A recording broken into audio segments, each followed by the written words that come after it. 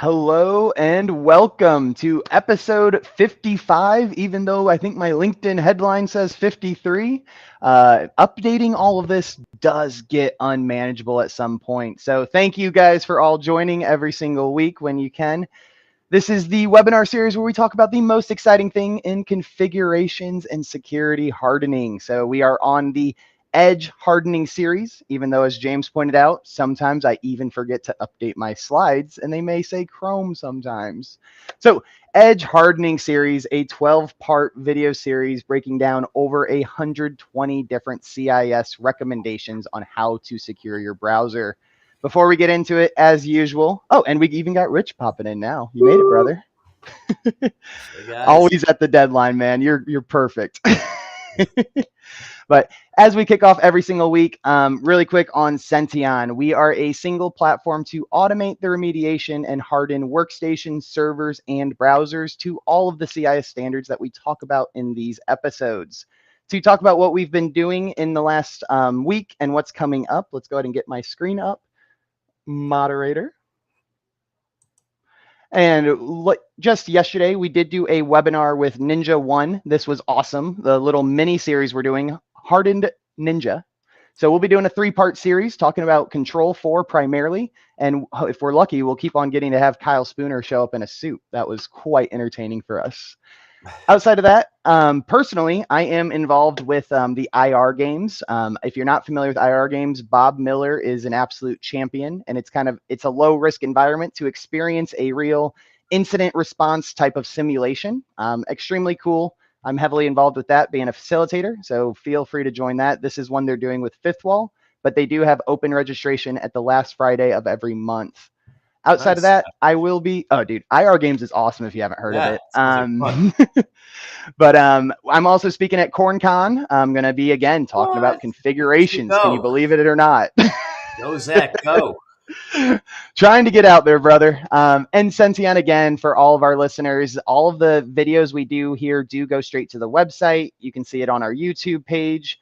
And if you want to watch any, you can go here, read the blogs. We do our best to keep up with this after each week, keeping everything honest and true on us. And for being a guest on the show and watching the episodes, we do have a freemium version of Senteon where you can get complete access to all of the settings and all of the mappings that we provide in a single table. And if you're ever not sure what a setting is, straight from the CIS docs, you're able to see the path, the description, rationale, impact, and machine key when applicable. So think of this as your unlimited resource to understand all of these settings and resources. And again, for being a listener to the webinar series, you can even take Senteon to the next level. And we offer free assessments if you mention the webinar series. So you can do internal, external, it doesn't matter. You can take all of these configs and see where they are fitting with other regulatory standards. And taking Senteon all the way again, we are a remediation platform. Doing the scanning and letting you know the setting is not all we do. We actually fix it. So now you can show a very compliant report at the end of it. Again, this is free as a promotion for being a part of the series and being a guest and watching from home. All right, let's get into try. It's amazing stuff. You got to see it in action. If CIS is recommending it, guys, you got to give it a shot. Well, we talk about all this stuff and it's educational and it's really great. But hey, put it into action. Get moving. Make that stuff work. That's the biggest thing. And, we can transition to James on this one. I'll put him on the spot. Before even introducing yourself, James, you have a policy, you write it down. Is there value to writing it down if you don't actually do it or enforce it? It's like the tree that fell in the woods, right? Right. It's, it's a use of paper. Somebody had something to do for 20 minutes, but then in the end, it's still just a piece of paper. Speed limit's the same thing, it's a metal sign, but if there is that chance of getting caught, why would you actually follow it? Yep, absolutely. So, having policy is great, making sure it's in place and enforced. You standardize your configs and baselines. That can increase that security culture and maybe make people care a little bit more about the written policies. But James, you have been in the cybersecurity world for quite some time. I've had the pleasure to be working pretty close with you over, I guess, the last 6 or so months. I'm really excited for mean, you're the MSP for MSP automation from what I've put together. Awesome. So I'm so psyched for that. I'm glad to have a James. little bit of a unique business model, right? You're not the traditional MSP sense, even though I think that's where you got your start. But James, instead of me rambling accurate and inaccurate things, please introduce yourself and your business. Hey, thanks, Zach. So I'm James Barley, co-founder and principal security consultant here at SecurePoint Solutions. Sort of as Zach had mentioned, we are the security service provider for MSPs and for those businesses that are just too small for most MSPs to want to work with. So we're happy to secure whoever's network, wherever they may be. A little bit about me, as Zach kind of touched on, prior to starting my own company over 5 years ago, I was with an MSP. And then before that, I did a bunch of enterprise level sysadmin. And even before I knew what I was doing with IT, I was working in the Navy doing operations and intelligence. So, wow. And Zach, I didn't know you were going to be at CornCon. You're going to be Are you going? I just might. You're going to be 3 hours away from me, and Ooh. there's some pretty awesome food to be had in the Quad Cities there. So even if I don't make it, I will give you a recommendation of where to eat. Oh, I will happily take recommendations. And if you do make it, It's gotta be in like Omaha or something, right? Opposite side. It's the Quad Cities, so Davenport, Yep. Iowa. Colonel Con, which is typically in April, is in Omaha. So yeah, Colonel There you Con. go. Yep. Colonel Con's a great one too. Too far off. I love, we need more shows that with names like this. That is, being from Indiana myself, I couldn't be more excited to get to speak in You got a Davenport, circuit Iowa to on do, this. Zach. What's that? You got a circuit to do. Oh, dude, that would be so amazing. So Exactly. no, I would love to see you. And I do believe I get some free tickets. So you're at least incentivized in that respect, brother. But Right. very awesome.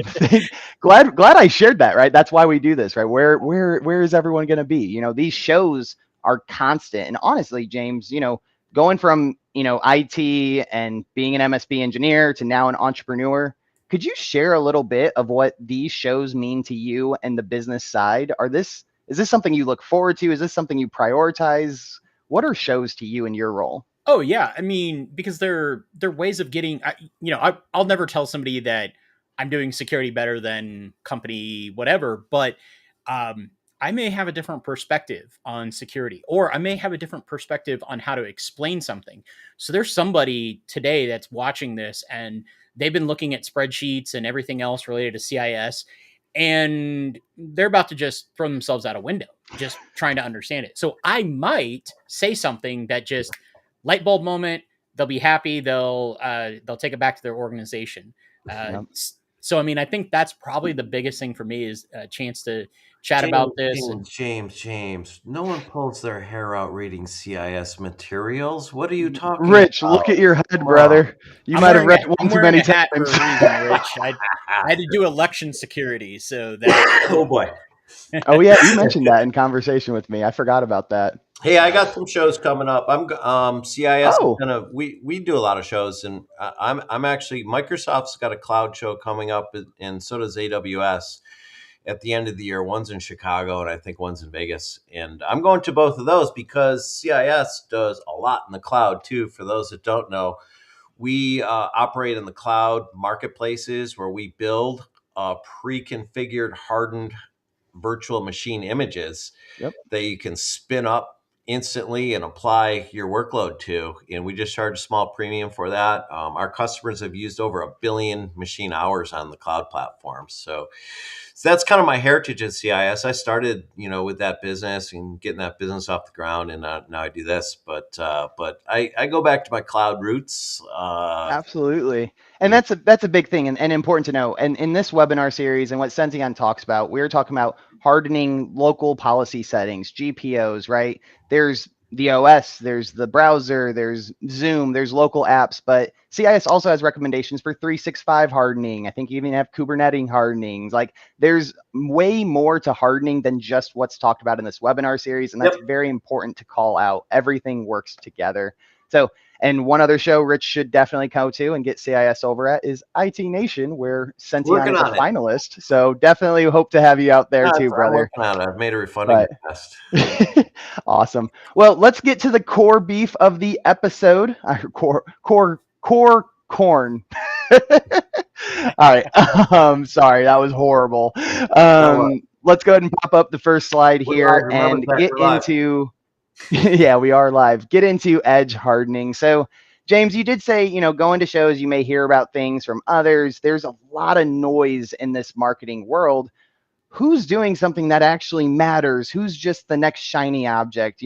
We're talking about configs in this, we're talking about CIS in this, but want to also give you a chance to shout out one of our joint partners and what they're doing in the space with Red Queen Dynamics, right? They are looking at CIS. You work with them, we work with them, and it's all this kind of like they just got a membership. That's awesome to hear. Like there's a synergy between vendors that may not always be known until you get to these shows and talk to people. But could you introduce a little bit about how that dynamic works? Oh yeah, absolutely. And shout out to Tara Wheeler and her team over there at Red Queen. An amazing group of people.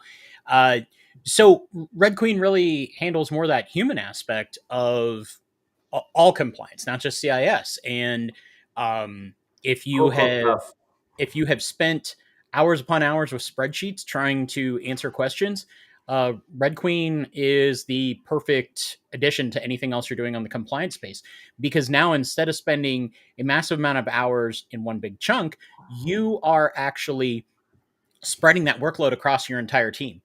If you can answer an email, take 60 seconds out of your week to answer one, maybe even two emails, and answer those honestly, you are on your way to compliance.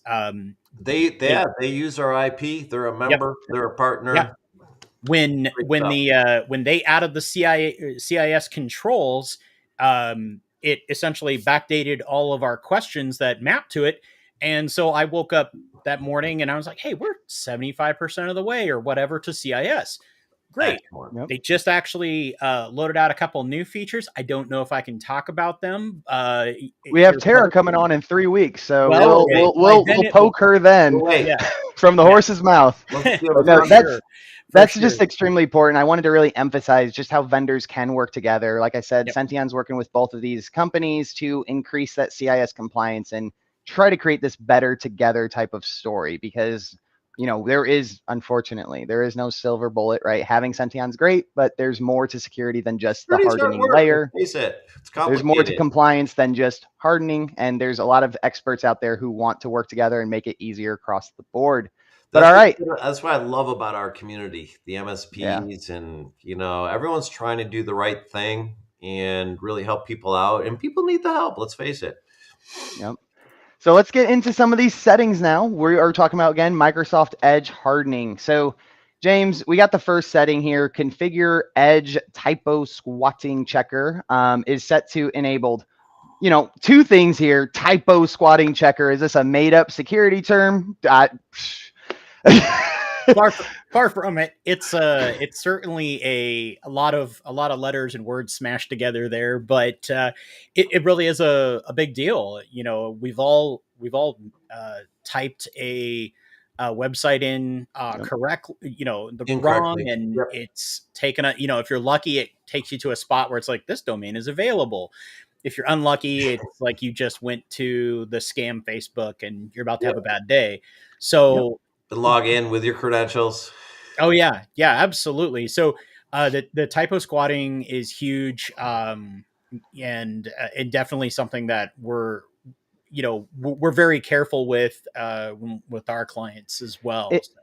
It sounds like, if you click a fish, it may take you to a website. It may start executable, but let's say that fish takes you to a website that could be malicious or one of these. Like, this is kind of saying, hey, we're not going to let you directly go to that phishing website now. Like if you type it in wrong, we're not going to put you there. We're not going to allow you to go there, right? So if you get a fish and you click it, it's still going to take you there. This setting isn't going to mitigate that. But this is mitigating the typing risk. What's that? A number of years ago, I got one of those, and it was for PayPal.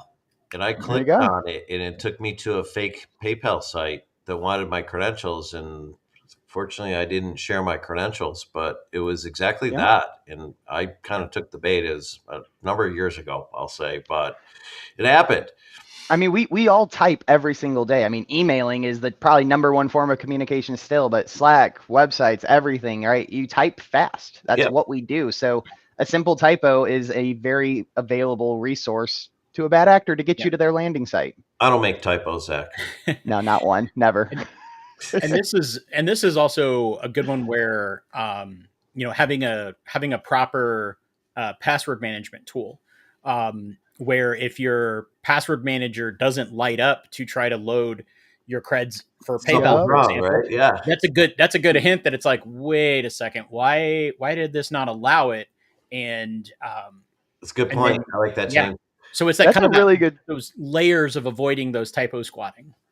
That's a really good side benefit of a password manager because I agree with that fully, and I've experienced that because sometimes I'm on a site, I'm like, okay, I'll just use CompTIA as an example. They have a lot of different landing pages. I'm like, okay, why is this credential not popping up for this website? And it's like a different sub page, and CompTIA has a lot of different resources. Anyway, that is one perfect example that I never even considered as a benefit of a password manager. Yeah. And I literally just had LastPass on as a guest 2 weeks ago. Yeah. So very cool. All right. Former colleague Ray. Yeah, formerly CIS Ray Yeah. Feldman, now LastPass strategic partner manager. So a lot going on between us and them too. Ray's been a great champion. He's a good guy. But let's keep going here with this next setting here, and we're going to be talking about these ad settings for sites with intrusive ads is set to enabled, which means block ads on sites with intrusive ads. I don't know if this is a little too granular, James, for me to ask this question, but intrusive ad versus normal ad, the heck, is they the same? So the intrusive ads, and having also spent, time working with an MSP and getting some of those help desk calls, I have had a person call in and their laptop is in the background screaming, "This is Microsoft security. You need to call this number." And tech support. We're tech support.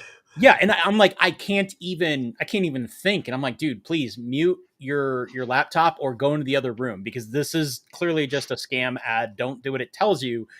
But right now it's so loud I can't think. It's intimidating. So, yeah, it's intimidating. And anytime your computer is doing something unexpected, for us tech professionals, we're just like, stupid computer, let me open the task manager and deal with you. But somebody who's not familiar, they're freaking out. Click the button to make it stop. Right. It's all social engineering is it's creating a sense of urgency and an appearance of being in power or in charge, or get you off balance. So yeah, intrusive ads are going to do that. And killing those will make everybody else in the cubicles around you very happy too. That is true. Let's expand on that a little bit, right? You talk about making you off balance as a user, on their computer. They get mad, they get frustrated, they just want it to shut up. So they click whatever they have to make it stop. Why do bad actors try to lean so much into the emotional turmoil? Like when I was talking about IR games, that's exactly what they're trying to simulate. They're trying to make you off balance, have emotional, chaotic feelings. Why is that so important for a bad actor to try to sway you to feel that way? Because we're made of meat, not metal. We're humans, and we're facilitates bad decisions. Yeah. We're built to want to help. We're built to want to make bad decisions. We're built to feel those senses of panic or urgency. So yeah, it's it works whether it's cyber attacks or physical attacks. It's funny. So we were doing a booth design for IT Nation, and I wanted to do a whole doctor theme, like preventative security, preventative medicine, right? You go to the doctor for preventative. I pitched that to my wife, and she's like, that would work, but people only go to the doctor when something wrong happens. So it's almost more you're pitching reactiveness. And then she suggested vaccines, and we didn't go that route. But but it's crazy because you're right. The bad actor is trying to get that emotional state to make a reactive something you wouldn't do if you were in a clear state of mind, right? Yep. And these CIS benchmarks, you're not thinking about them. We do this webinar series because people don't know about these settings and they're not configured by default.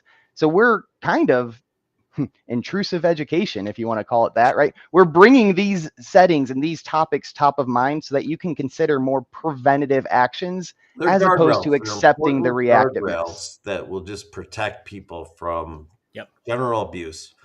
Yep.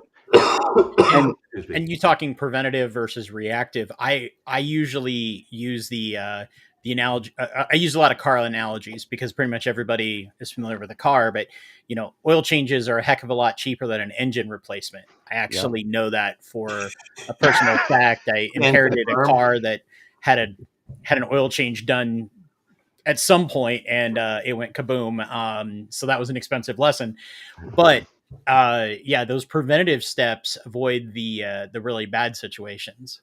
Yep. Now, I mean, I don't mean to just hammer this word intrusive, but James, you ever experience any intrusive salespeople who maybe annoy you a little much? How does that make you feel? Oh man, I'm not going to name names, at least not here, but I've definitely attended a conference, and within 10 minutes of my badge being scanned, had somebody calling me and trying to book. Now, Zach's good people. I mean, we've been working together a little while, but I've known Zach pretty much since I started the company. So, no, you had your badge scanned and your phone rang. Like, that's a real story. Yeah. Like it was one of the, and I won't name the conference because it's like a traveling conference either, but it was bad. I was new enough as a. If they give you a pager, don't take it. yeah. But I definitely was like, these guys are real, like they're here. They're literally here, and they're going to be doing a talk later. But somebody's trying to book me for a call already. Like, no, that's the one bad part about our. That can be a red flag. I mean, that's too aggressive. Yes. I have heard there's a lot of just red flags. Like, if a company does this, I won't even work with them. Maybe that's one of them for James. But one I have heard is, the very large, super large vendors will change the area code depending on what state they're calling and whatnot. And it's like, we know that's not like where you're calling from. You're not. You're not in my same township of 800 people. Like, yeah, trying to somehow make me feel like you're a local person's not gonna work well.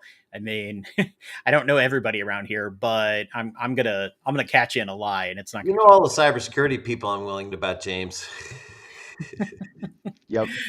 All right, so let's keep on going with these settings here. So the next one we got is ensure allow download restrictions is set to, again, enabled, which means block malicious downloads. This is a level 1 setting. Again, for people who haven't been here before, I want to shout out in the bottom left, CIS does take the time to map most of these settings back to the CIS controls. I do believe there's an initiative to map all of them, which we're excited about over at Senteon. Yeah.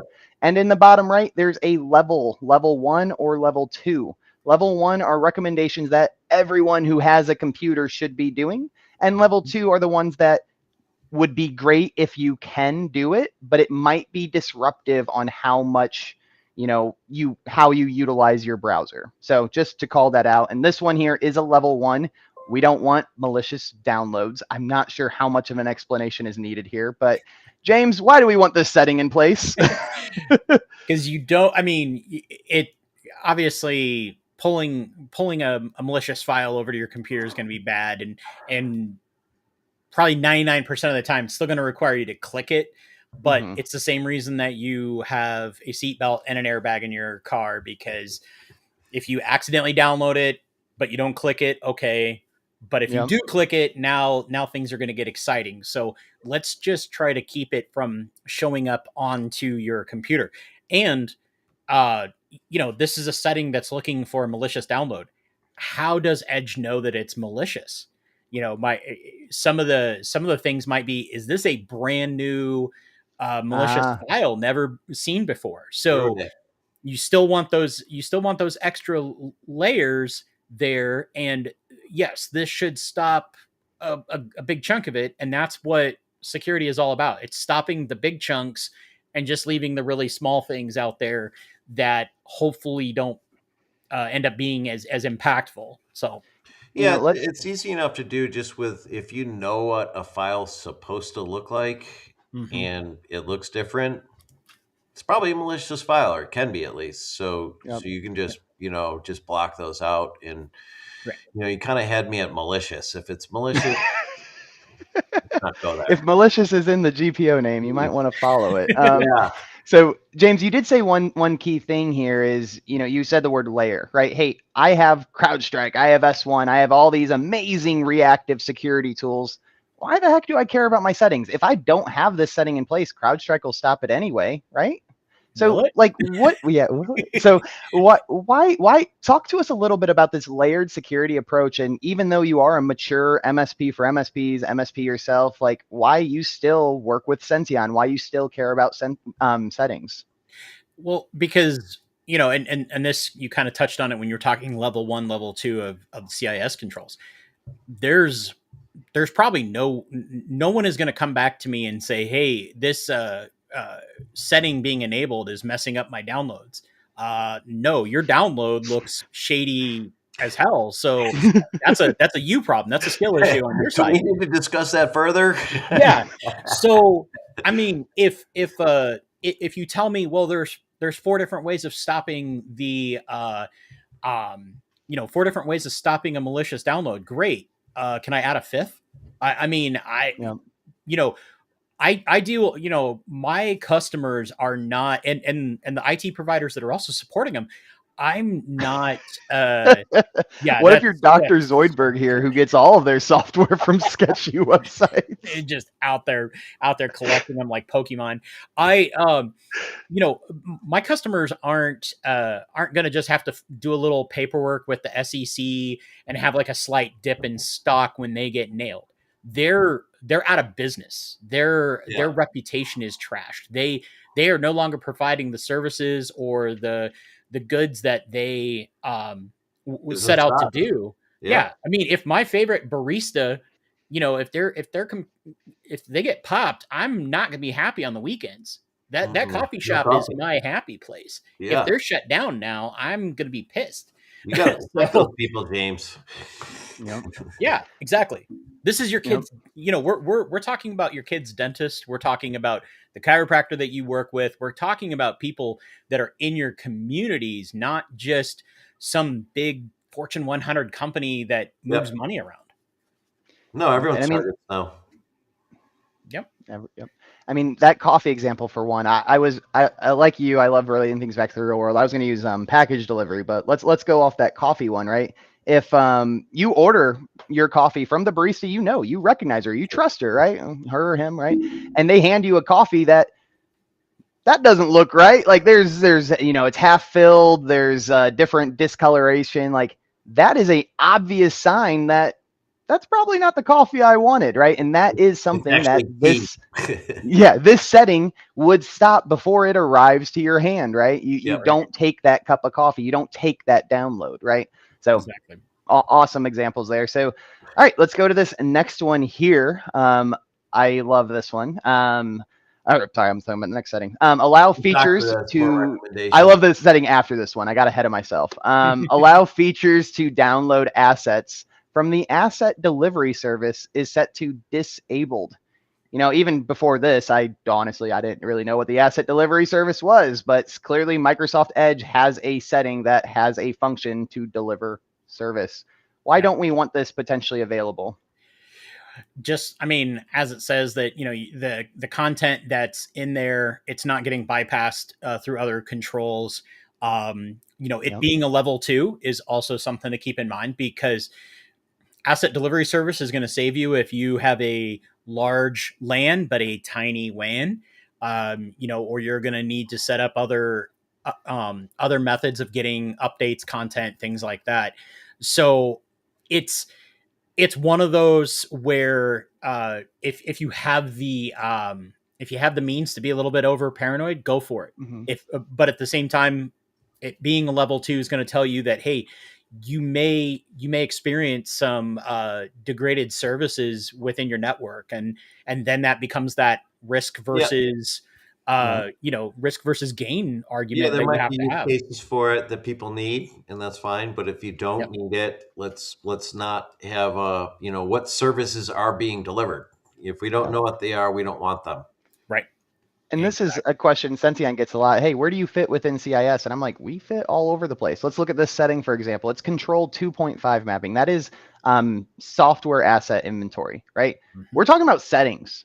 It's not an asset inventory, but this setting relates to asset inventory, hence why it fits in that control as well, right? Everyone says settings are all control 4, and you're not wrong. All of these absolutely fit into secure configurations, but the outcome and the response by doing this setting fits into other controls. And here, let's pull that one back up. I didn't get a chance to read it.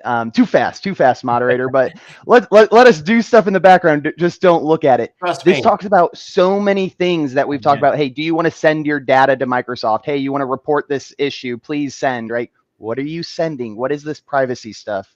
James, do you have any thoughts on how much Microsoft wants to collect, or maybe does? I mean, the Allegedly. amount of data, the amount of hooks that are into their OS and products that you don't fully see is really, it's crazy. And with Windows 10, especially when they brought that out, and all those check boxes that you needed to turn off and and disable, and now continuing on with 11, it's really it's stuff that I'm sure Microsoft means well, but then like you think of that, I don't remember the name of the tool, but that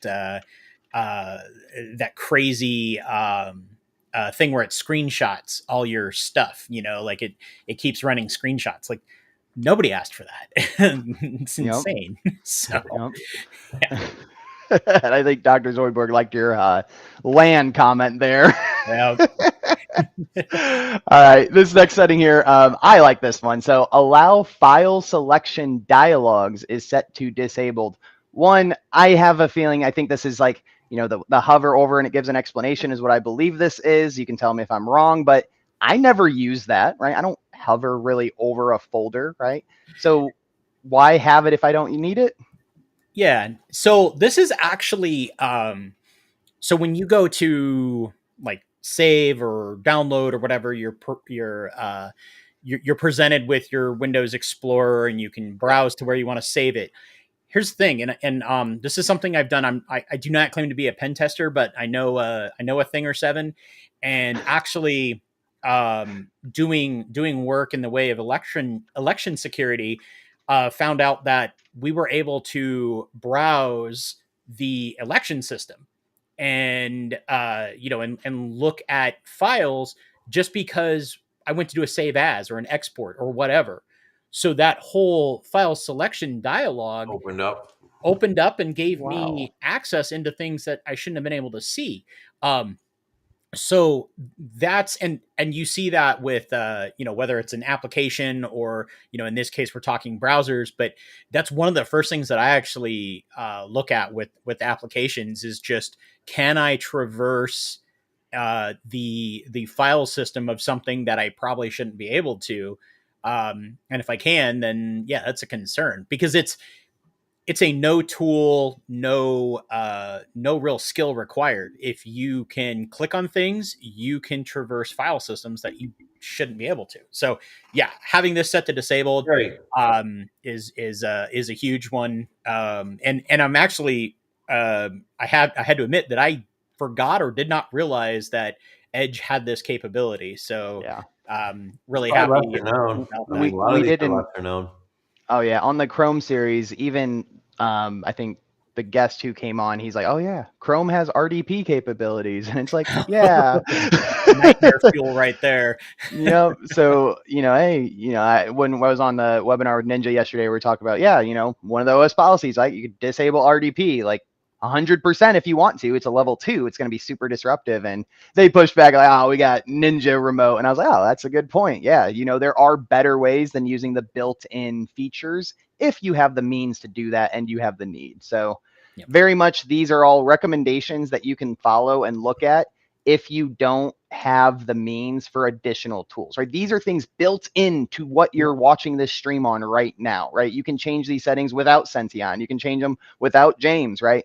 You can do this manually, but if you want to automate this and do this at scale, you're probably going to need one of us. I mean, But you can download the benchmark for free. oh yeah, too. CIS gives you the recommendations for free. You can make a freemium Senteon and see all the settings. You can. There's means to get this done, but at scale, of course, you're going to want to probably work with a partner. That's the challenge. It's Cool. it's the combination. I mean, doing it at scale is the huge thing. Knowing for sure that it actually worked, Oh, and then also in the case of browser settings, you know what's going to stop somebody necessarily from changing them. So being able to correct that drift is important. Is massive. So important. Yep, because stuff absolutely. does change. I mean, I think environments are not static, and that's very key point, James. I love that you brought that up.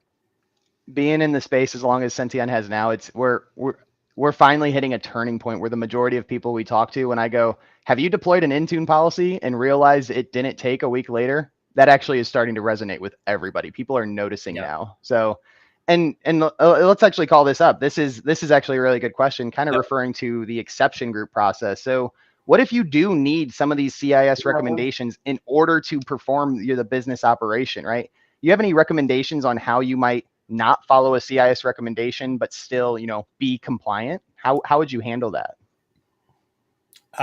Well, so, I mean, you'd want to, one, limit the scope. So just because it's a requirement doesn't mean it's a requirement for everybody. Right. Bob in marketing probably does not need that setting ignored. They need that setting to be there.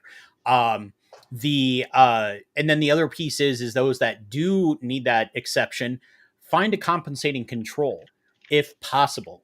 And then if there isn't one, then you're sitting down with the business leader, stakeholders, and you're having the conversation of, okay, this is a risk. This is what we call a threat informed risk based decision. So they're going to ask, well, what's the threat? Okay, in the case of the file selection dialogues, you're probably going to need an attacker to already be on the box to really manipulate this, or you're going to have to socially engineer somebody. So there's going to have to already be some level of compromise. And what can you do to put that, to maintain control, to prevent that from happening? And yes, as mentioned, segmentation is always an option too. In this case, I think it's more you're segmenting them by business unit, group, or needs. But yeah, just making sure that everyone understands why this needs to be turned off and why it still remains a threat, and then what other things can be put in place to, if not prevent that from happening, at least to mitigate or detect. Hell, let's just try to detect it. If I have to have 5 people in an organization that don't have this setting, can I somehow detect it and ingest that into my SIM? If I can, great. Now I can start doing some things with it. Yeah, if there's an exception, document it, build security around it best you can. In James's, you've offered up, kind of monitor it. Exceptions do happen. One size does not fit all, but you need to document those, understand the risks, build, maybe extra measures as possible, and monitor, like you said, James. Very good. Absolutely. Yep.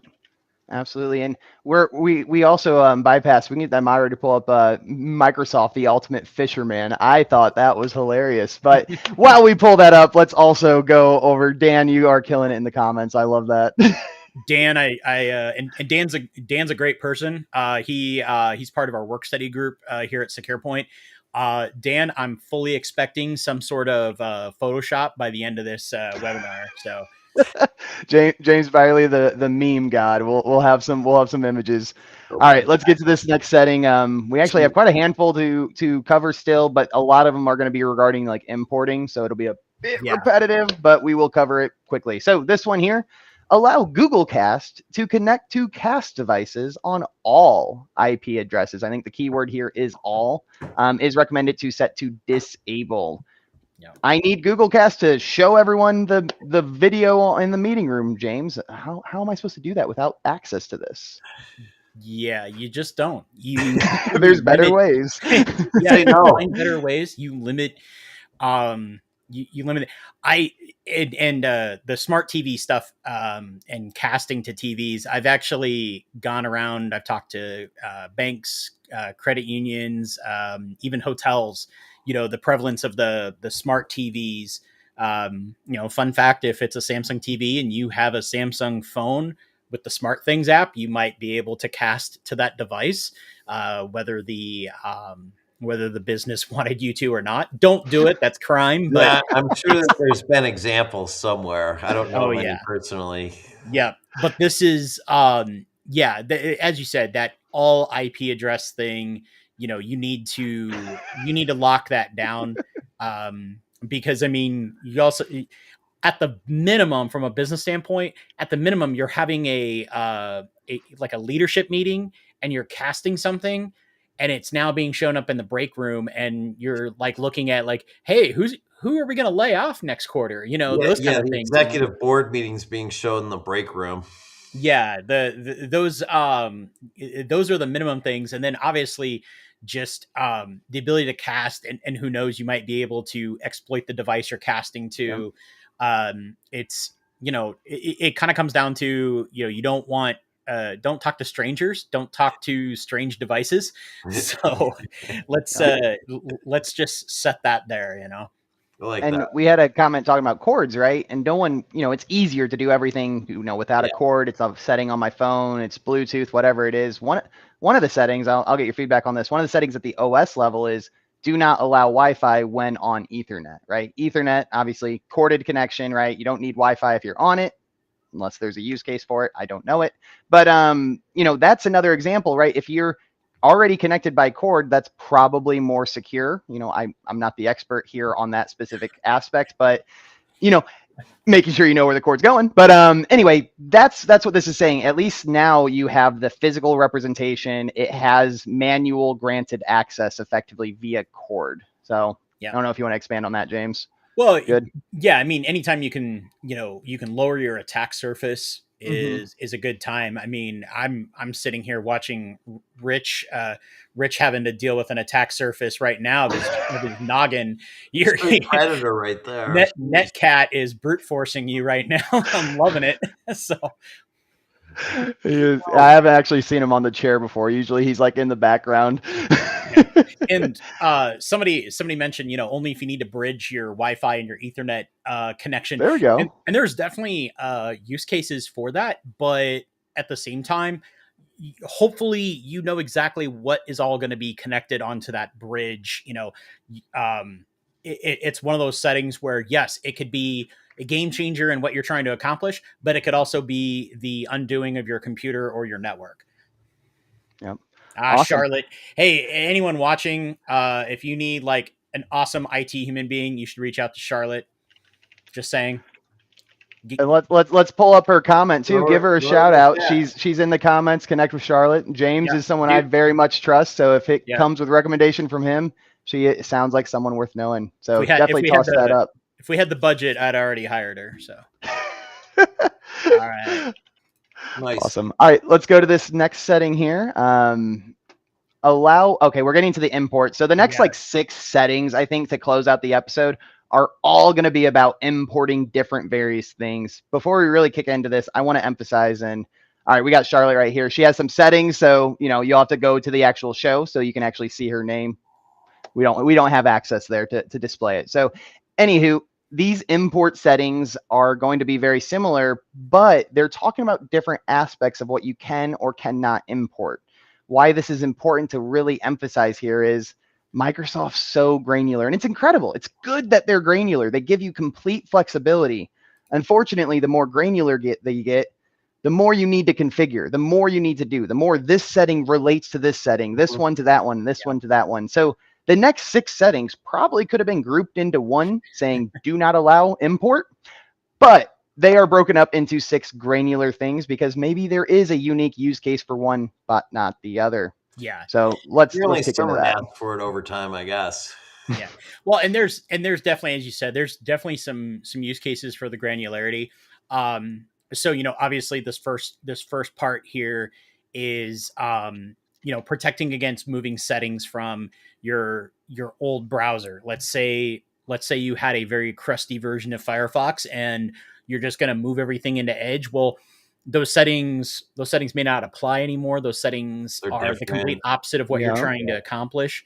So having those skipped, you're, especially if you're just starting, like, hey, I got my brand new shiny copy of Edge running, and now I've nerfed it by adding all these broken settings or whatever the case. So Yep. completely makes sense here from a data thing. And Zach, you could, like you said, these are kind of part and parcel with each other. If you skip to that next one too, we can, James, let me pause you there. Let me ask you this. So let's say I'm one of your customers, you're an MSP, and I grab my brand new shiny copy of Edge. How many people like me that just grab that new shiny copy of Edge within your customer base ever look at the settings or change any of them ever? Oh, I mean, very rare. I mean, it's the and that's why the insecure by default, kind of risk that happens with everything. And I use that. I talk about that all the time with people. They get a new phone and they don't think about any of the settings other Just than start I need using to, it. I need to I connect can my call Bluetooth who I want. to my Yep. car, Like, and I need to download my streaming app of choice.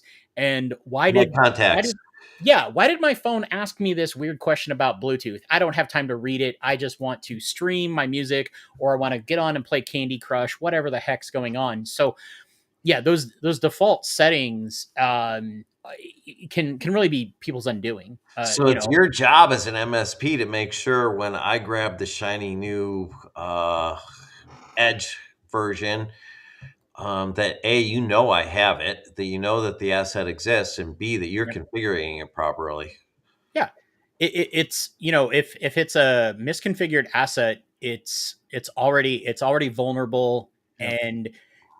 And also, and this is why something like Senteon is so important, because if I'm rolling out 50 new computers to a customer and I don't have time to go through all these settings manually, and if my company's not big enough to have some magic gold image shipped to me from Dell, then these problems are going to sit gaps. there. These are real problems. Yeah, you're producing gaps as you go, and to be able to avoid that by saying, okay, new computer, Senteon, whatever else we use, and here we go. So, yep.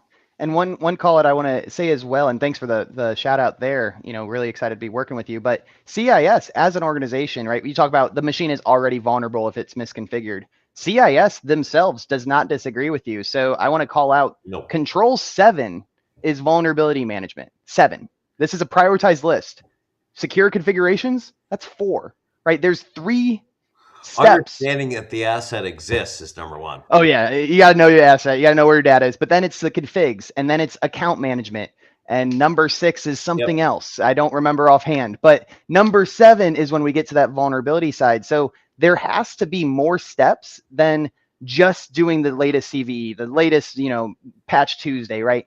There needs to be that configuration, because if you don't get to that patch right away, maybe you don't have an automated patching service, at least you're less susceptible, maybe, right? Depending the patch, but you're less susceptible because you already have your assets configured. Yep. Or you can just take a 50-page stig and hate life, but CIS maps to it for you, so it's even better. Pages they get through before they quit. Yeah. Oh my gosh, we have one partner. I'll give him a shout out, Dan Lee from Red Cup IT. Part of his interview process before we started working with him, he actually printed out the CIS benchmarks. He's like, "Hey man, this is gonna be your first project. Would you read through this if I gave you the job?" Just a 1,500-page stack of papers. I mean, he bought a membership after RSA. He's awesome.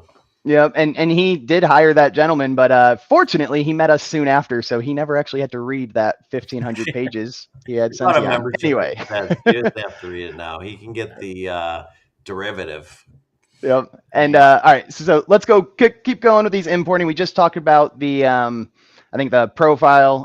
Now go back to autofill. So you were talking about autofill. This is one that I definitely, use, right? I love autofill. I use it via my password manager now, but back in the day, I absolutely used autofill on Chrome. I didn't have a security background when I was 10, right? This was like the best thing in the world. I don't have to remember anything. Yes, save to browser. Yes, browser's safe. I trust Google. It's Google. Why wouldn't you, right? So tell us now, now that we're all adults, security, a lot of listeners, I imagine, are security professionals. Why is allowing that autofill data not only be available in the browser, but importing from another browser just not a good idea? Well, I mean, the doctor's killing me on the comments. I just gotta say it. One big thing is you're now creating more and more private records, just as so if you have autofilled data that's not even your information, but you've moved it from one browser to another for whatever reason, whether you changed users on the machine or whatever the case may be.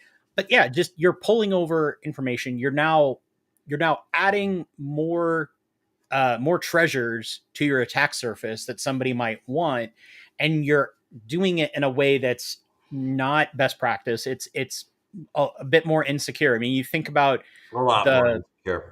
Yeah, the browsers, settings, for one, probably don't match. There's different settings in each one. Really, the only thing you want to get is your bookmarks. Leave the settings alone. You got to start fresh with the settings because they don't even match from your old browser. Right. There's, I mean, we picked on Firefox before, but it's the same thing. Firefox settings are completely different. The way that autofill stuff is stored is probably different. Developers. I mean, they don't match. It's different. Right. It's going to be. And speaking of browser settings, let's do this next setting here because this is an explicit GPO that talks about importing browser settings. Yep. I think we just hinted at this, but James, anything more you want to add to it? No, just, I mean, don't break your shiny new browser by putting, potentially old settings on it. Settings. You don't want to harden a 2019 server to 2002 standards, right? This is the softening of your browser versus hardening. Browser softening. Browser softening. There's a whole new business model there. We will make you vulnerable, right? All right. Idea. Microsoft does that on its own. I have wanted to lean into the opposite direction of using the word soft. I haven't figured out the perfect plug yet. Maybe Dr. Zoidberg has some soft lines he can drop in the chat. I don't think we want to ask him. Maybe not him. No. All right. One thing I want to note, we're laughing about all these, importing, why it's bad and whatnot. Talk a little bit more towards the MSP's role, right? You bring on you have an existing client, they get all new devices, right? They want everything just easier. It's easier for you if you can import things, right? All of this is easier. So if these are removing so much efficiency gains by eliminating the allowing of importing, right? How does an MSP work with that client to get it done efficiently? It comes down to setting expectations and making sure that they understand those risks ahead of time. So if I was bringing a customer on and they said, okay, we've been using this browser for so long, and now now you want us to use Edge. So can you move all the things over? Well, I can move bookmarks. I can move, a couple of things. We can export your passwords that you've been saving in the browser into our not into the browser. We can export them into a password management tool. There you go. And then run with that. Yep. So it comes down to just with anytime you're going to make a change, whether it's for security or something else, setting the expectations, making sure they understand the why, and then sticking to your guns. Because, I mean, for the most part, understanding the why is the most important part. Because then people, people don't want to be jerks in general. Maybe I don't know, maybe Zach sometimes, but if people understand, oh, okay, I get it. Well, I don't want to be the weak link. No one wants to be the weak link. So that why part is super important, I think, James. Very much. And I'm gonna toss a potentially hard question. Dr. Zoidberg has a good one here. Is any of these settings relevant if you do have an enterprise managed Chrome, right? Because you have the enterprise version, I mean, island.io, Yep. that's its own browser. So maybe in that case, it's not as relevant. But one thing I'll say to preface is all of these settings we're talking about actually are not configured at the browser level. These are actually configured at the local policy level at the OS. So these settings, and James, you can correct me. Go ahead. You're the expert here, but I imagine these settings will still play a role, whether it's enterprise browser or not. But James, you mind elaborating on that? Yeah, so some of the settings may still require a second step. So like a local a local configuration setting, but just for the same reason that you're using something like Senteon over group policy or over Intune, um, you're still you still run that risk of the drift component. So if a setting can be changed back, then it's not very helpful. And I haven't done a lot in recently with the enterprise managed browsers, but I would say that you're, um, again, where you can put controls in place and have those controls be maintained. Yep. The more options you have, the better off you are. Do it. Yep. All right, let's do this next setting. I think we got 3 or 4 more importing settings. We got 4 minutes left. So, importing of the homepage settings, again, very repetitive, but another granular, unique thing. Hey, I want my homepage to look like what it was before we changed browsers, right? Well, just reset it up in the new one. There's no need to so. import it. Let's keep this going a little repetitive here, but let's call out this next one here with importing of payment info. Is this another aspect you'd recommend probably a password manager over? Talk towards this. Oh yeah, absolutely. If you're putting never be there to begin with. Yeah, shouldn't be in your browser. This is this same as like leaving your credit card right on your office desk. Don't put it in the first place. Save it into a password manager. Most, if not all of them, have some capability of storing more than just usernames and passwords. So yeah, don't move it from one to the other. I'm also, just don't do it. Yeah, and whose payment info are we talking about? Is it your own? Is it clients? I got Zach saved in my browser, but that's different. Your risk profile is nothing for my information. I don't know why I gave it to you, man. You were asking all the right questions. You're like, Zach, I just really need your social. I was like, sure. No, that's absolutely right. And again, we're going to praise password managers here because there is more to it than just passwords. But speaking of passwords, let's transition to the next slide. Importing of saved passwords. Probably want to use a password manager instead. Yeah, exactly. Always. And this kind of, and Dr. Zoidberg kind of asked, how's it different than using Google Wallet or Apple Pay? You're talking about a separate system then. Separate app. A separate app that then is going to require additional steps to extract that information. There you go. Typically multi-factor in those. Yeah. So you're, if you're using a password manager, and even if it does have a browser extension, there is still a level of separation. They're kind of sandboxed from each other. And a Google Wallet, Apple Pay, those are going to be set up in a similar manner. But yeah, passwords, anything that you don't want somebody else apps that are the browser security, kind of designed around them, and pretty decent as far as I know. But browsers, not that.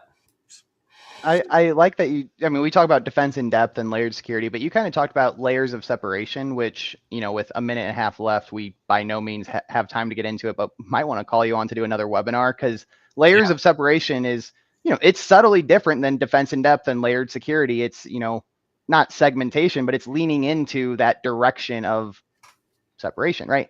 So that's a little hype plug, I guess, because I am going to probably ask you after the show to do a deeper dive on that. That'll be a fun topic. But yeah, you're the right guy to do it. All right, last setting here, and then we will begin to wrap up. So importing of search engine settings. I don't even know what search engine settings are, if I'm being honest. Just what you want your search engine, like Google or whatever you want. Yeah.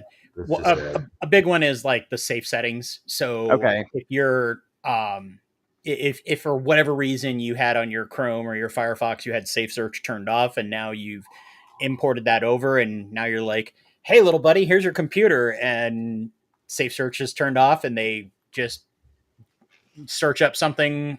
Yeah. It goes sideways real quick.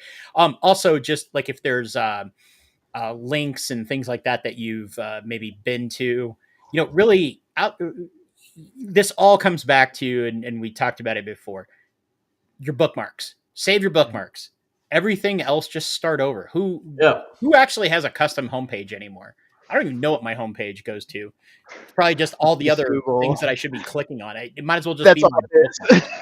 Yeah. Most common websites is right there at the bottom. That's it. Exactly. No. All right. The habit. We probably go to the same spots 90% of the time, right? Yep. All right, James, we're right at the hour. You got like 3-5 minutes to go a little over with us to wrap up, or you got a hard cut off? All right, let's pull up this last slide. All of the settings we talk about, well, rather the next slide, not last slide. All of the settings we're talking about here are mitigating the risk of various MITRE attack techniques. These on the screen here are just very simple, and I need to increase the font. But these are just very simple examples of attack techniques that we literally mitigate by leveraging the settings we talked about today. Just what we talked about today, not all 120 on the browser. It's just the 15 that we did today. So, James, if you want to talk towards the importance of preventative security, setting hardening, or if you want to educate us on a couple of these attack techniques, give us a little overview a little bit. Yeah, well, I mean, so these techniques, they've become quantified to the point because they are used so frequently, and just as you see each one, typo squatting, unauthorized access. Yep. They're all things that we want to have defenses against. And if you're able to now say we've covered the following attack techniques and have minimized their effect, because I won't try to say based on all of this, we've completely prevented typo squatting or drive-by downloads, but we've done a huge chunk of minimizing of them. So now you can focus on other things. You can now move to the things that are less difficult to mitigate, and you can focus your monitoring efforts and alerting efforts to them. I mean, if we know what the common attack factors are, why not protect against them? And that is doing exactly that. And MITRE is just fabulous at pointing out, because they analyze tons and tons of data. This is how the bad guys are getting in. These are weak spots that you need to protect against. And it's very, very important. Yep. And if you need to educate your clientele, if you're an MSP out there, right, this is real mappings. These aren't made up terms, and your clients may not understand these terms. And I'm not saying to educate them, but you can at least show them, hey, these are 15 different attack techniques that hardening your system will mitigate. Data breach report. This stuff's called out. CIS is called out. Yeah. Work with Jonathan Crow at Ninja. He called that out during the webinar yesterday. He's like, the number 2 of the last Verizon DBIR was misconfigurations. Yeah. A default setting is a misconfiguration. So let's do this last slide. I know we're already over, but James, if you're talking to a new MSP, if you want to talk towards your business a little bit here with how you help other MSPs, why should an MSP look at doing hardening? Why should they prioritize it? Is it just the security aspect, or is there more to it than that? Well, so the security aspect is obviously the huge part, but also, and this is something that I've really talked to with especially the smaller MSPs, where you're not just creating a better security culture, you're also building a rapport with your customer. That company has had no idea what, you might be their first MSP. You're educating them. You're building trust, rapport, and there is sometimes that component of, sales opportunities, things like that. I don't dwell on those things, but they present.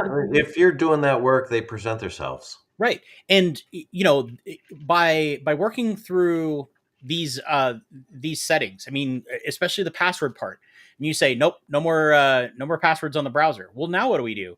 Well, we can help you set up a password management solution. That's either something that you resell, that's something that you administer for a small fee, whatever the case may be. I am certainly not encouraging people to nickel and dime their clients. No, you're not doing that. You're protecting them. Right. You're protecting them. You're getting them the things that they need. And they're now in a way that they're understanding, oh yeah, okay, no password browsers, and okay, I'll set up something separate. So it's a That's what I love about what the PAX 8 guys are doing, where they've taken all of Yep. the controls and they'll map them. Yeah, mapped them out Yep. to solutions. Say, if I got to get after control number 7, what are the solutions that I can even help me with that? And exactly. boom, there they are. Exactly. It's really, really cool. Yep. Absolutely. So very, very awesome there. And I think that is the last slide. So again, just kind of one final wrap up before I preview the next episodes, James. I know you are speaking at the Wild West. I got to move that image up, but the Wild West Hackathon. Give a quick, takeaway statement, and then I'll preview kind of the upcoming events. What would you like to leave the audience with? I mean, biggest thing is that the browser is something that you spend a ton of time on, in your business and your personal life. And granted, a lot of the controls that are there to prevent a compromise from going further than the initial access, but let's not make the attacks easier. Protect the things that you're using the most. Protect your biggest attack surfaces, the users, the browsers, those kind of things that are out there. And if you're in the technical space, those real small businesses that maybe don't have resources to work with providers, educate them, talk with them. They don't know what they don't know. They don't know what they don't know. Exactly. So yeah, if anyone's coming to Deadwood for Wild West Hacking Fest, come find me. I'll buy you a cup of coffee or something, and hopefully you don't throw a tomato at me during my talk. So Zach, I love it. Pretty much anything that has corn in the title, you'll be at. That's actually my baseline, right? Yeah, you got to mention it. So CornCon is a possibility. We'll definitely be at KernelCon. That'd be so next cool. April. We're also working to try to kick off B-Sides Des Moines. There you go. Getting Nice. that in place as B-Sides is going everywhere in the news. We're going to have to do Yeah. a webinar just to promote the B-Sides regional events. But all right, guys, we are 7 minutes over. This is one of the longest webinars I've done. Holy crap, we had too many good topics and a lot of great comments in the guests. And we haven't, I'm guessing that was Charlotte again with the ADMX comment. We're going to have to dive into that after it in the comments. But we do this every single week, everybody. We got Bill Campbell coming next week, Henry Tim following, and Roddy Bergeron afterwards. Oh, Roddy. And Roddy is like, I should get him a suit jacket like SNL does. He'll be the first 3-time guest. That guy loves speaking and loves pushing himself out of his comfort zone. He really does, right? He, at the OS level, he talked about some of the next generation settings that realistically we had to do a lot of prep to figure out how to talk about it. And he's a great champion of CIS. So very, very much excited. We're here every week. Please join James, great guest. And if you want to check out Senteon again, app.senteon.co right there. We're offering free assessments, free webinars. They're already free. Free assessments to anyone who lets us know. And we got Rich's cat